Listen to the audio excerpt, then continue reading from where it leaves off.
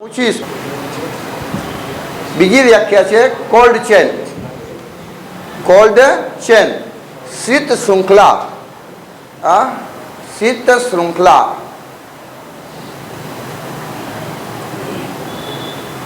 રસીના ઉત્પાદન સ્થળેથી લાભાર્થી સુધી રસી જ્યાં પહોંચાડવામાં આવે છે એ દરમિયાન એમનું તાપમાન 2 અંશથી 8 અંશ સેન્ટીગ્રેડ જાળવવામાં આવે છે. આ સમગ્ર પ્રક્રિયાને શીત શૃંખલા અથવા તો કોલ્ડ ચેન કહેવામાં આવે છે. Okay, cold chain. Okay, cold chain મિત્રો, કોલ્ડ ચેનની વ્યાખ્યા આપો.